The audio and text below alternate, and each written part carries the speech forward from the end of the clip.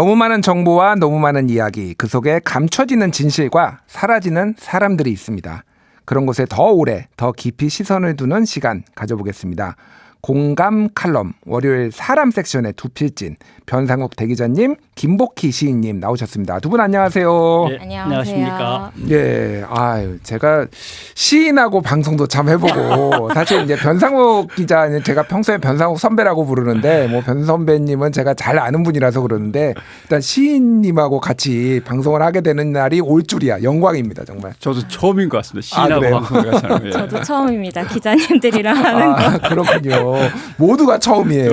네. 이 얘기인즉슨 방송 중에 무슨 일이 벌어질지 모른다. 어디로 갈지도 모르고. 어디로 갈지 모른다. 어쨌든 중심을 좀 잡아가려고 저도 노력을 하겠지만은 저희 제작진이 다양한 시도를 하고 있어서 컨셉이 오디오 매거진이고 매일 칼럼을 좀 발행하는 식으로 지금 진행을 할 거라서 저희도 조금 시행착오가 있더라도 너그럽게 청취자분들이 양해해 주십사 하는 마음에서 이제 한 거고요. 각자 그래도 간단하게 좀 소개를 해 주셨으면 좋겠어요. 네, 변상욱 기자님. 예. 변상욱 기자입니다. 그냥 기자입니다. 그리고 뭐 김혜영 앵커하고 운명을 같이 하려고 했는데 갑자기 뒤에 오는 사람이 김준일 기자라고 그래가지고 도망도 못 가고 꼼짝없이 잡혀서 또 여러분들과 함께해서 또 좋은 얘기들을 나눌 수 있었으면 합니다. 반갑습니다. 지금은 뭐 특별한 거 없고 유튜브에서 저널리즘을 주제로 해서 정치, 경제, 사회와 저널리즘 이걸 묶어서 이야기를 펼쳐가는 이야기꾼으로 살아가고 있습니다. 아니 그 페이스북에 계속 어디 지역 내려가가지고 맛있는 거 먹었다고 사진만 올리고 소위 말해서 염장을 계속 지르시더라고요. 그런데 지역은 정말 재밌습니다. 사람 사는 이야기가 그대로 드러나니까 서울에서는 안 드러나잖아요. 뭐 공간도 좁은 공간에서 갇혀 있거나 지하철 타고 다니거나 사람들과 만나면 일만 바로 하고 헤어지거나. 지역 가면은 그런 게 없어서 며칠씩 함께 지내면서 놀다 오고 좋습니다. 제가 다음번에 이제 미션을 드리겠습니다. 상하지 않는 음식으로 월요일에 한번 싸가지고 오시길. 김 기자 때문은 아니지만 김 시인 때문이라도 제가 싸갖고 오겠습니다. 알겠습니다. 자, 김복희 시인님 소개 좀 해주세요. 안녕하세요. 반갑습니다. 아마 잘 모르실 텐데요. 저는 시인이고요. 김복희라고 합니다. 시집이 벌써 3권이나 있으니 검색해 주시면 좋겠고요. 시 쓰고 시 소개하고 시 읽고 하는 거 좋아해서 이런 프로그램에 나와서 시 이야기도 할 수 있었으면 좋겠다 해서 나와보게 됐습니다. 반갑습니다. 2015년에 한국일보 신춘문예를 통해 당선이 이제 등단을 하셨으니까 벌써 시인으로 본격적으로 무슨 타이틀이 사실 시인이라는 게 제 지인도 시인이 있고 그러는데 신춘문예가 되느냐 안 되느냐가 정말 중요하더라고요. 보니까. 그렇죠. 아무래도 그렇죠. 아니, 왜냐하면 지금은 그러지 않지만 연초에 항상 신춘문예에 누가 당선된 날을 신문 크게 전면에 실려 있는 것들을 읽는 재미로 연초를 맞이하니까요. 컸죠 옛날엔. 그러니까요. 저도 기대가 큽니다. 일단 이날 공감 칼럼부터 제가 간단하게 코너 소개하고 다시 한번 본격적으로 얘기 이어가겠습니다. 공감 칼럼 시간에는 시사, 문학, 영화, 경제, 역사, 과학 등 다양한 분야의 시선으로 우리가 사는 사회를 이제 바라보려고 하는데요. 깊게 파려면 일단 넓게 파라.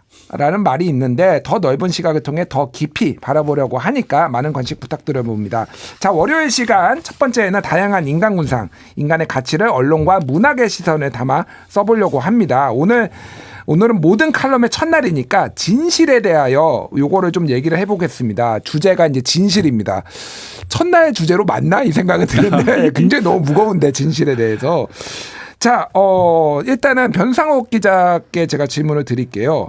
언론인으로서 굉장히 오래 이제 사셨잖아요. 언론은 진실을 언제 얘기하고 언제 진실을 얘기하지 않나요? 언론은 한 번도 진실을 얘기한 적이 없습니다. 아, 그런가요? 왜냐하면 사실을 밝혀내는 것도 되게 어렵고 사실들을 다 모아서 그 각각의 사실들에 대해서 물론 정말 다 진위를 가려낸 사실이라고 하더라도 비중을 달리해야 되거든요. 그래서 되게 후배들을 가르칠 때 그런 얘기 하죠. 어느 지하철 임산부 보호석이라고 다 지정돼 있잖아요. 임산부 보호석에 정말 레슬링 선수같이 우람한 체격의 남자가 앉아 있으면 그거는 진실이 아닐 수 있죠. 그러나 사실은 분명합니다. 앉아서는 안 될 곳에 건장한 남자가 앉아서 임산부 보호석을 차지하고 있다. 그건 사실이니까요. 그러나 그 다음에 문제인 거죠. 예를 들면 사업을 하다 쫄딱 망해갖고 한강으로 뛰어내리러 가는 과정일 수도 있고 마침 가끔 저도 발견합니다마는 특히 지하철 2호선 세브란스 암센터가 있거든요. 예. 암 진단을 막 받고 나왔거나 암 치료를 막 받고 나온 사람들도 가끔 남자들이 힘겨워서 앉는 경우도 있고 예. 그런 경우 그럼 진실은 뭐냐 예. 모르는 거거든요. 마치 카페트 같은 거거든요. 겉으로는 예쁜 그림이지만 이게 확 뒤집어서 뒷면을 보면 전혀 다른 그림일 수도 있고 이런 것들이 이제 진실인데 기자가 사실만 챙기는 것도 너무 벅차니까 챙기고 그거와 관련된 모든 사람들을 만나면서 증언을 수집해서 분석하고 그걸 검증해서 하나로 묶어내는 작업은 기자들이 못하죠. 차라리 그건 시인의 통찰에 맡기는 게 낫습니다. 그러니까 말씀하셨다시피 이제 지하철 노약자석에 건장한 남성이 앉아 있는데 그분한테 가가지고 사실은 저기는 이제 노약자석이니까 앉으면 이상한 건데 가가지고 어디 조금 힘드세요? 뭐 극단적 선택하러 가시는 건가 이렇게 물어볼 수는 없잖아요. 그러니까 이게 참 진실을 잡는 게 특히 사람과 관련해서는 너무 힘든 게 아닌가 그런 생각이 드네요. 더군다나 사람과 관련해서는 아픈 척하고 앉아버리면 또 할 말이 없습니다. 사람은 스스로 이제 남을 속일 줄도 아니까. 철학에서 가장 큰 명제가 그거였어요. 걔는 왜 배고픈 척하면서 과자를 더 얻어먹지 않는가. 사람은 그러기도 하는데 걔가 너무 정직해서인가 뭐 두뇌가 모자라서인가 뭐 이런 얘기들 하곤 했었는데 사람이 살아가는 세상에서는 진실을 그래서 찾기가 더 어렵죠. 속이는 경우까지도 있으니까. 제가 지금 발가락이 부러져서 가끔 노약자석에 앉는데 너무 이상하게 건장한 애가 왜 저기 앉아있나 이상하게 보지 않으셨으면 좋겠다라는 말씀을 드리면서 김복희 시인께 여쭤보겠습니다. 네. 예. 진실. 네. 시에는 어느 정도의 진실이 담기나요? 시에는 거의 늘 진실만을 쓰죠. 그런가요? 많은 시인들이 그런데 안 보는 것 같아요. 시를 안 읽는다고요, 네. 사람들이. 그게 가장 큰 불만이시구나. 네네. 뭐라고 말해야 될지 모르겠는데, 시인들이나 소설가들은 진실을 직접적으로 말하지 않고 사실 넌지시 주는 방식으로 말을 해요. 넌지시 준다는 것은 잘 보이지 않는 방식이라는 뜻이기도 하고, 잘 보이지 않는 만큼 오래 간직할 수 있다는 뜻이기도 해서 계속 시성이 없는 경우에 많이 잊혀지기도 하지만 진실은 계속 변하지 않고 남아있는 경우들이 많아서 나중에 찾아 읽게 되었을 때 우리가 또 발견할 수 있는 게 좋은 점이라고 생각해요. 근데 시인들마다 각자 쓰는 시의 스타일도 다르고 네네. 주제도 다른데 그러면은 그 시인이 이를테면 10,000명이 있으면은 10,000개의 진실이 있는 건가요, 그러면? 그렇죠. 그렇죠. 그렇다고 말할 수 있을 것 같아요. 그래서 진실이 단 하나다라고 말하는 사람을 경계하시면 됩니다. 그렇군요. 네. 그런 분 내가 잘 아는데 그런 분딱 생각나는 분이 있네요. 제가 말을 못 하겠고 가르칠 때 항상 시인처럼 쓰면 안 돼. 기자는 이렇게 가르치거든요. 네. 왜냐하면 기자가 썼는데 달이라고 썼으면 이 뉴스를 보는 수백만 수천만이 똑같은 이미지를 정확하게 떠올려야만 기사가 완성되는 건데 달 썼는데 어떤 사람은 고향을 떠올리고 어떤 사람은 맞아요. 어머니를 떠올리고 어떤 사람은 배고프니까 빵을 떠올리고 하면 이건 기사가 안 되거든요. 저희는 시인이 하나만 아니야. 떠오르게 하면 안 된다고 가르쳐요. 정 대척점에 네. 계신 두 아픈 분이네요. 만남이다. 오늘.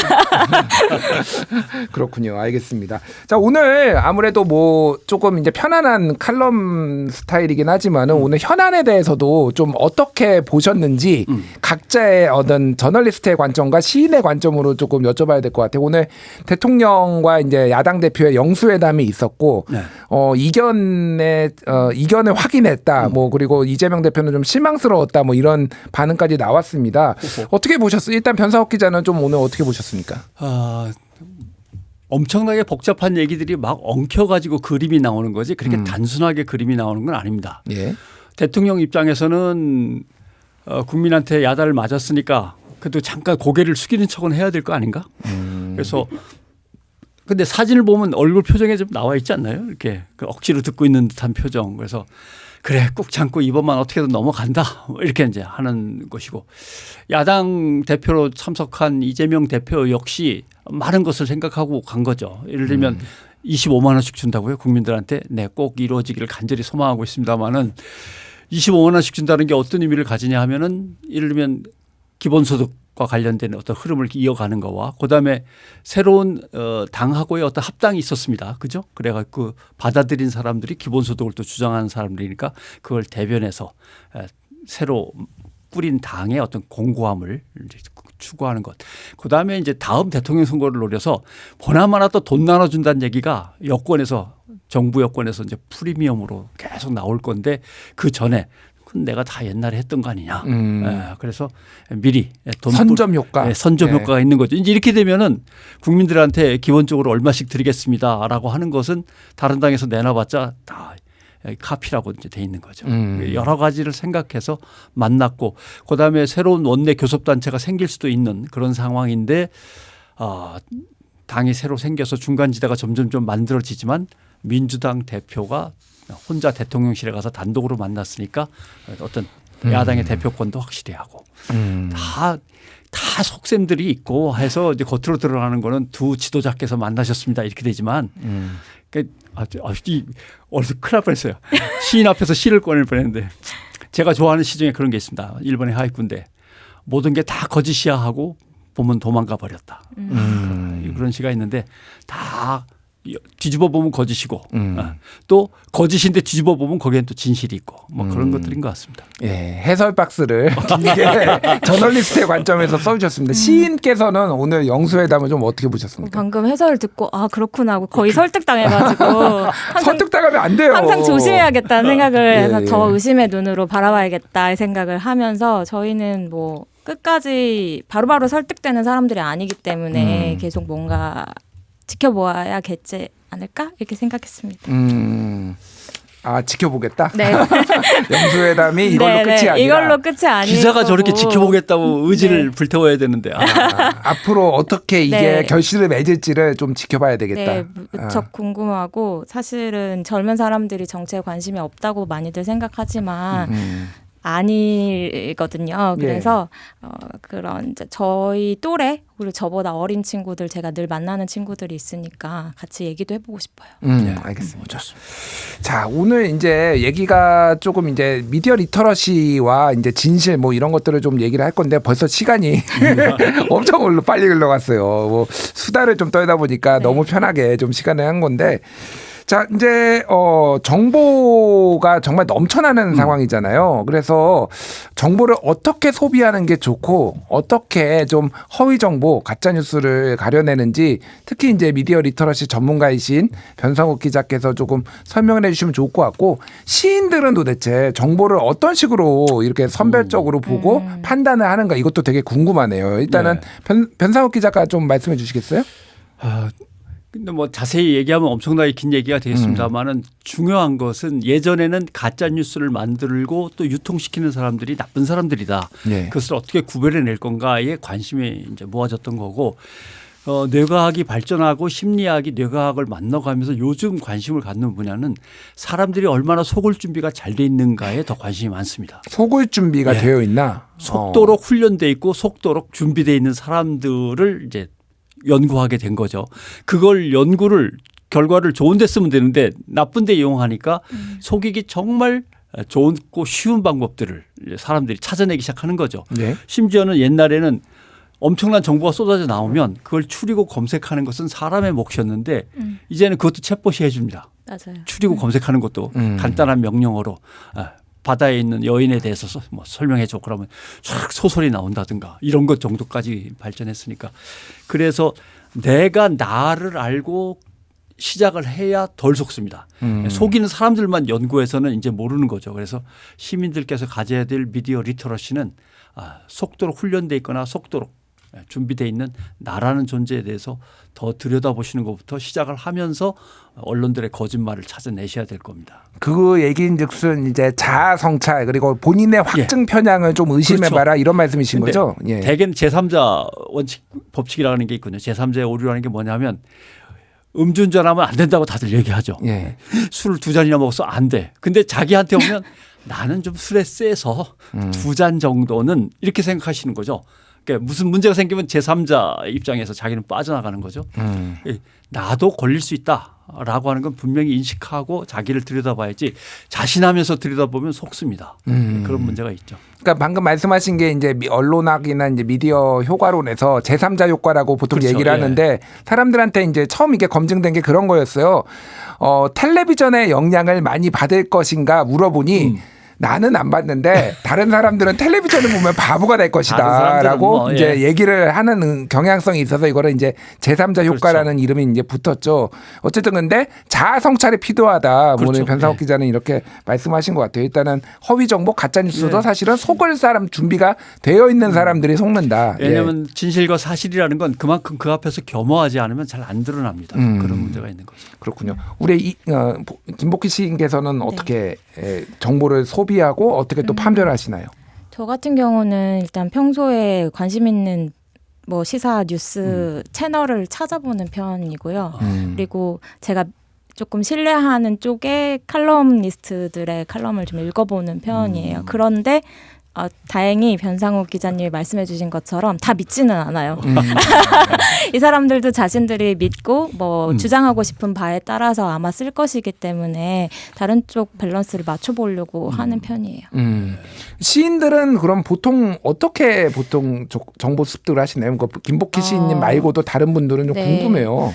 보통- 세상하고 담을 쌓고 사는 분도 있지 않나요? 약간 그런 그렇죠. 느낌도 많은 사람들이 시인들은 사회에 무지할 것이다. 예. 현실에 아주 발을 떨어뜨려서 살 것이다. 라고 예. 생각하는데 내가 아는 시인들은 늘 술에 취해 있고. 네, 술을 왜 뭐 천상병 시인 취하겠습니까? 이런 분들, 예. 세상이 우리를 취하게 하기 때문에 아. 세상이 너무 우리를 열받게 하기 때문에 술에 취하는 것이잖아요. 그래서 많이들 취하는 이유를 만들려고도 찾아보는 것도 있는 것 같기도 해요. 어떻게 보면.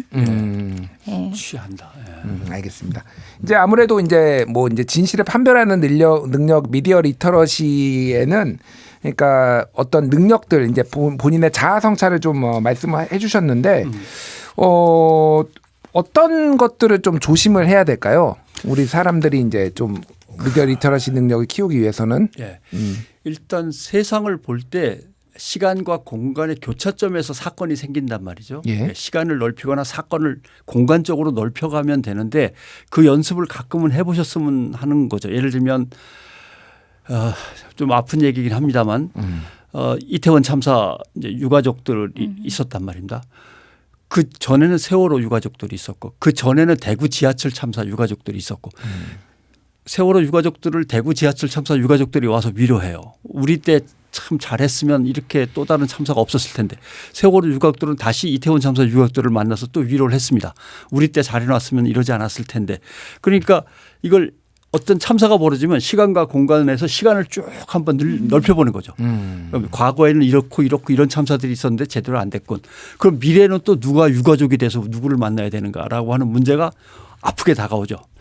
제가 기자들한테 강조할 때는 공간도 생각을 해봐라. 그 시신들을 한 곳에 다 쌓아놨다고 생각을 해봐라. 그렇게 상상을 해봐라. 이게 얼마나 끔찍한 일이고 얼마나 기자들이 나서서 세상을 반드시 고쳐야만 할 일인가가 아마 느껴질 거다. 그러니까 하나하나의 사건들만 그때그때 보고 지나가는 게 아니라 공간 시간을 갖다 이렇게 넓혔다 좁혔다 해보는 연습을 한번 하시면 세상이 좀 달리 보이기도 하죠. 알겠습니다. 김복희 시인님 작품 얘기도 해야 되는데 예. 본방송에서 하나도 못해가지고 일단 궁금합니다. 미숙한 진행 사과드리고요. 청취자 반응 몇 개 소개시켜드릴게요. 아프로디테님이 첫 진행도 너무 매끄럽다 이렇게 칭찬해 주셨어요. 감사드리고요. 글로리아님이 불의의 시대의 진실을 밝히는 것이 우리의 몫이지요. 약자들의 편에서 함께라고 말씀하셨습니다. 이게 또 가톨릭 정신이 아닌가 그렇게 생각을 합니다. 릴리님이 이태원 참사는 정말 대한민국이 처참히 무너져 내린 날이라 봅니다. 이렇게 말씀하셨습니다. 159명의 어떤 희생자 좀 가슴 아프게 저도 생각을 하고 있습니다. 아까 전에 저희가 이제 미디어 리터러시 얘기를 이제 했는데 우리 김복희 시인 에세이 중에서 네. 그와 관련돼서 어떤 기준을 가지고 우리가 판단을 해야 되는지 좀 도움이 될 만한 그런 작품이 있다라고 좀 네. 하셔서 예, 제가 좀 궁금하네요. 쓴 예. 에세이 중에 벌거벗은 임금님이라는 안데르센의 동화를 가지고 쓴 에세이가 있어요. 근데 제목은 투명한 옷을 직조하기라는 에세이인데요. 보통 이제 저는 그때 그 에세이를 쓸 때는 창작자의 입장에서 투명한 옷을 어떻게 보여줄 거냐. 이런 입장으로 사실 썼던 에세이였어요. 어떻게 거짓을 아주 진실되게 할 것이냐. 그것이 이제 제가 처음에 만든 에세이였는데 이번에 이렇게 얘기하면서 또 생각해 본 것이 우리 작가들은 늘 진실을 말해야 된다고 저희도 공부하고 생각하고 그렇게 하지만 진실을 그대로 전달하기가 너무 어렵기 때문에 아주 진실 같은 거짓 같은 진실을 만든 다음에 그것을 주는 경우가 많거든요. 그래서 욕망을 결국 어떻게 폭로하느냐. 아까 변상욱 기자님이 말씀해 주신 거랑 조금 맥이 닿는데요. 어떻게 사람들이 잘 속느냐. 어떤 것에 사람들이 열광하느냐. 이것을 우리가 폭로하는 것이죠. 그거에 우리는 진실이 있다고 생각하고 그래서 투명한 옷을 만드는 어떤 그 두 사기꾼이 나오잖아요. 동화에. 예. 그 동화에 나오는 그 두 사기꾼의 모습을 아주 안데르센이 너무 아름답게 그려놨거든요. 그것을 통해서 우리들은 어떤 생각을 할 수 있는지 좀 깨달아 보면 어떨까 싶어서 가져왔습니다. 그러니까 작가님의 시인님의 제목은 그 작품 제목은 투명한 옷을 직조하기고 네. 요거에 모티브가 된 거는 벌거벗은 임금님 네. 이렇게 되는 거죠. 그러니까 네. 죄송한데 아직 저도 못 읽어봐가지고 오늘 너무 오후 늦게 네. 이 원고를 받아봐서 제가 다음부터는 그 작품들을 다 읽고서 제가 말씀을 드릴 텐데 결국은 이거는 그 작가님이 지금 말씀하신 거를 얘기를 들어보면은 이거는 보통은 이제 벌거벗은 임금님이 문제다, 바보다라고 얘기를 하고 있지만은 속인 사람도 문제다. 저는 약간 이렇게도 들리는데. 네, 속은 사람도 문제인 것이죠. 적극적으로 속으려고 마음을 먹은 것이기 때문에 그 옷을 투명한 옷을 만들었다고 했을 때 모든 사람들이 그렇잖아요. 내 눈에 안 보이면 나는 그럼 잘못된 사람인가? 내 눈에도 보인다고 말해야겠다. 이렇게 다들 동의하고 모두가 그 옷을 보지 못하지만 본다고 동의하는 것이기 때문에 그 두 사기꾼이 이런 옷이고 막 설명을 해주잖아요. 그래서 그런가요? 하고 다 믿는 것이기 때문에 그거에 동의하는 것도 잘못이지 않을까 이런 생각을 하는 거죠. 그렇죠. 변상욱 기자. 믿는 척을 하면은 일단 그 집단에서 조금은 안정된 지위를 확보할 네. 수 있으니까 믿는 척도 하고 또는 예를 들면 이번 선거에서 이쪽을 찍고 저쪽을 찍고 다 했지만 찍기 싫은데 찍은 사람도 있을 거고 옆 사람 따라가서 찍은 사람도 있을 거고 또 자기의 어떤 정체성을 내놓으면 사람들한테 손가락질 받을 수 있으니까 슬그머니 가리는 사람도 있을 거고 그런 자기 자신을 갖다 한 번쯤 통찰해 보거나 성찰하는 것도 중요하겠죠. 그 벌거벗은 임금님은 사실은 이제 우매한 지도자를 조금 비유할 때 많이 쓰이는 에세이인데, 그러니까 동화 우화인데 네. 또 이렇게 얘기를 들어보니 또 다른 관점에서 조금 생각해볼 부분이 있지 않나 그런 생각이 드네요. 자, 시인님 에세이로 돌아가서 이런 문장이 있는데요. 두 직공이 만든 옷은 보이지 않는다. 그 옷은 오직 두 직공의 언어와 몸짓 속에만 있다. 사람들은 실체가 없는데도 불구하고 거미줄처럼 가볍고 나비의 날개처럼 섬세한 옷, 경이로운 옷, 다시 없는 아름다움의 환영을 그려낸다. 각자의 머릿속에 단 한 벌의 옷을 지어내는 것이다. 굉장히 인상적인데 네. 그러니까 되게 단순한 거를 이렇게 멋있게 길게 쓰는 것도 이 작가들 시인들의 능력 아닌가 저는 약간 이걸 약간 원고를 보면서 그 생각을 했어요. 예술가들이 욕먹는 이유죠. 그런 건가요? 네. 단순한 것을 왜 단순하게 말하지 않고 복잡하게 말하느냐 이것을 제일 많은 독자분들이 불만으로 제기하는 부분이에요. 예. 그런데 왜 그게 단순하다고 생각하시죠? 하면 이제 또 대답을 하셔야겠죠. 네, 단순하게 보이는 것이 사실은 절대 단순하지 않음을 저희는 계속 말하고 싶은 것도 있는 것 같아요. 그게 아까 전에 변상욱 기자가 얘기를 했던 지하철 노약자석에 네, 맞아요. 건장한 사람이 앉아있지만은 사실은 그 복잡한 개개인에 1000만 명이 있으면 1000만 개의 사연이 있는 것이고 그럼요. 단순하지 않다라는 거를 좀 말씀해 주신 것 같아요. 가짜 옷을 짓는데 그 옷은 사실 존재한다기보다는 그 사람들의 말과 네. 허언과 아니면 몸짓 속에 몸짓 속에만 있죠. 그러니까 이게 예를 들면 미국 같으면 언제 소련이 쳐들어올지 몰라 또는 언제 러시아가 우리를 침범할지 몰라, 언제 북한이 우리한테 핵미사일을 쏠지 몰라, 항상 이런 거라든가, 또는 뭐 예를 들면 차별화의 언어지만 무슬림 난민들이 언젠간 지배해가지고 우리나라로 우르르 몰려온 다음에 엄청난 아기들을 낳아서 우리나라를 지배할 거야. 뭐 이런 식의 실제로 존재하지 않는 그림들을 계속 그리면서 표를 달라고 하기도 하고 자기 네. 정책을 밀어달라 하기도 하고. 언론이 거기에 속으면 안 되겠군요. 투명한 옷. 알겠습니다. 네. 이래서 시인을 자주 만나야 될 것 같아요. 그 에세이 문장 중에 이런 것도 하나 있는데 한번 되게 이게 어떤 의미인지 조금 설명을 해주시면 좋을 것 같아요. 네. 보이는 것은 그냥 보이지 않는다. 보이는 것은 보는 사람의 인정과 승인을 통해 보인다. 보이는 것을 보지 못하는 것은 언제나 일어나는 일이다. 이게 무슨 얘기인가요? 이렇게 딱 뭘 놔둬도 사람들은 자기가 보고 싶은 대로 봐요. 그렇죠. 무엇을 놓아두어도. 이를테면 아까 노약자석에 한 사람.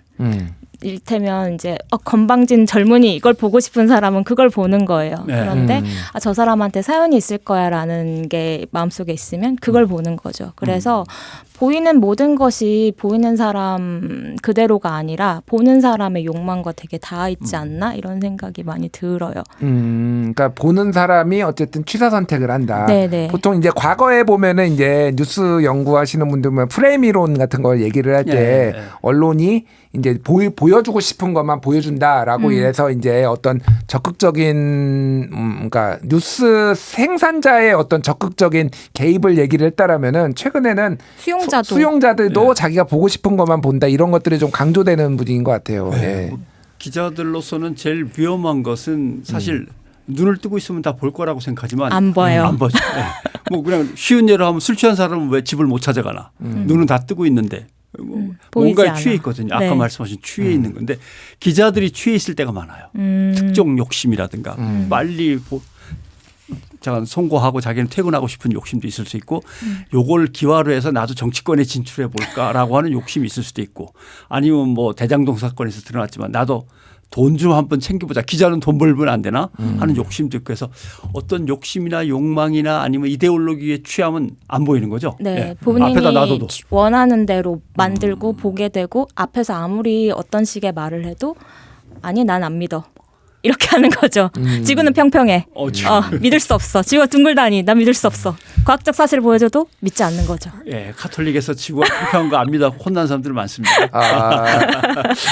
지구 이게 평행론 아니 평평설 평평설을 주장하는 분들이 꽤 많은데 생각보다 아직도 많아요. 아직도 있어요? 네, 아직도 있어요. 학회도 있고 예. 제법 규모가 있다고 들었어요. 그래서 뭐 이제 네티즌들이 농담식으로 얘기를 하는 게 그 사람들을 모아서 모두를 다 지구 끝으로 보내보자. 무슨 일이 벌어지는지. 진짜 지구 끝을 찾아달라. 진짜 지구 끝을 찾아달라. 뛰어내리든지 찾아오든지. 그렇군요. 자, 벌거벗은 임금님 마지막으로 하나만 더 여쭤볼게요. 네. 저는 궁금한 게 네. 벌거벗은 임금님은 그러면은 보고 싶었던 진실은 뭔가요? 내가 이렇게 멋지다는 것을 모두가 알아주기를. 근육남이었나요? 임금님이 내가 근육남이었나요? 무엇을 해도 사람들이 나를 믿어주기를, 나를 인정해주기를 원하는 것 같아요. 그렇구나. 네. 인정 욕구. 네. 그게 그 사람을 그 지경으로 몰아가지 않았나. 되게 시선에 의해서 권력이 이제 결정되거든요. 그러니까 그렇죠. 선글라스를 끼면 권력이잖아요. 다른 네. 사람들은 내 눈빛을 못 읽는데 나는 다 읽을 수 있으니까. 근데 이 벌거벗은 임금님에서는 이게 역전돼 있네요. 그렇네요. 남들이 네. 다 봐줬으면 나를 이런 네. 식으로. 일종의 나르시시즘일 수도 예. 있겠네요. 예를 들면 네. 저격수 같으면 자기는 숨어서 망원 렌즈로 다 보고 쏘니까 이게 권력이 되는 건데 이렇게 노출이 다 돼 있어도 나는 아무도 날 해치지 않아. 이런 것이 되게. 어쩔 것이 임금님인데. 그런 또. 알겠습니다. 예. 자, 벌거벗은 임금님에서 결국 진실을 이야기하는 것은 한 꼬마아이고 꼬마아이가 소리치죠. 네, 네. 임금님은 벌거벗고 있다 이렇게 얘기를 했는데 이 결말에 대해서는 시인님은 좀 어떻게 보십니까? 그 결말 보면서 어린아이와 같이 써라 이런 말을 굉장히 많이 해요. 예. 근데 어린아이가 되기란 정말 얼마나 어려운 것이냐 이런 생각이 또 들더라고요. 예. 많은 진실을 아는 것은 결국 어린아이지만 어린아이가 갖고 있는 언어의 능력이나 뭐 스킬 같은 것이 어른에 비하지 못하기 때문에 우리들이 어린이가 말하는 것을 잘 믿지 않거든요. 그런데 여기서 모든 사람들 어른들은 혹시 내가 여기서 소외당할까 봐 다들 옷을 보는 척 하잖아요. 근데 어린이만큼은 안 보이니까 보이는 그대로 말을 할 수 있는 거죠. 이데올로기에 오염되지도 않았고 무엇에 편향되지도 않았기 때문에 그게 시인 혹은 소설가가 가져야 되는 것이 아닌가 또 이런 생각도 했어요. 시인은 그 어린아이의 눈을 가져야 된다. 근데 네. 기자는 어린아이의 눈을 가질 수가 없잖아요. 원래. 오염된 게 기자 아닌가요? 오염된 거 세상 풍파에? 제가 이제 저널리즘을 가르칠 때는 마치 피부 껍질이 벗겨진 것처럼 예. 여기에 바람이 스치거나 모래나 흙 같은 게 묻었을 때 얼마나 아프고 따가운지 그러니까 그러한 벌거벗었는데 살 거풀을 하나 벗겨낸 것 같은 그런 마음가짐 내지는 눈으로 세상을 봐야 세상에 대해서 뭔가 제대로 진실을 전하고 싶은 의지가 생기는 거지. 내가 뭐 편하고 뭐 아픔이 안 느껴지고 이렇게 무뎌지면은 기자는 이제 사실 기사 못 쓰죠. 네, 그렇습니다. 그러니까요. 그러니까 저는 오늘 첫 시간이기도 한데 기자와 시인은 조금 다르구나라는 거를 대화와 주제만으로도 어느 네. 정도 좀 느낄 수 있는 시간이었던 것 각자 같아요. 할 일이 있는 거죠. 예, 각자 할 일이 있는 건데 이거를 같이 이 코너를 묶은 우리 제작진의 용기는 도대체 어디서 나온 것인가 이 생각도 하지만은 본인들이 지금 뜨겁할 수 있어요. 아니요. 뭐 어차피 저희가 새로운 시도를 다 해보는 거니까 예, 저는 뭐 여기에서 굉장히 또 재밌는 이슈들이 많이 나오지 않을까 그런 생각도 그렇습니다. 오늘 합니다. 예, 꽤 시간이 지나가지고 이제 마치려고 하는데요. 각자 오늘 어떤 코너 어떠셨는지 한마디씩 해주면은 저희 제작진이 듣고 참고하겠습니다. 변상욱 기자님부터. 예, 이제 앞에 뭐 인사말 하리라고 오늘 시간이 좀 지체되긴 했습니다만은 흥미진진할 것 같아요. 예, 계속 상반된 시각이지만 들어가 보면 같은 이야기일 수도 있고 해서 아무튼 시인의 마음을 많이 배워보겠습니다. 고맙습니다. 예. 네, 저도 김복희 시인. 이렇게 오염된 세상에서 어린아이의 시선으로 살아보려고 노력은 하지만 오염된 인간 어른으로서 또 사는 게 녹록지 않은데 많이 배우면서 가보도록 하겠습니다. 오늘 재밌었습니다. 예, 두 분 오늘 나와주셔서 너무 감사하고요. 저는 오늘 방송도 좋았지만은 다음 주 월요일이 더 기대됩니다. 오늘 공감 칼럼에서 좋은 이야기 남겨주신 변상욱 대기자님, 김복희 시인님께 감사드립니다. 다음 주에 뵙겠습니다. 네, 감사합니다. 고맙습니다. 감사합니다. 이렇게 마칩니다. 오디오 유튜브까지 같이 했는데요.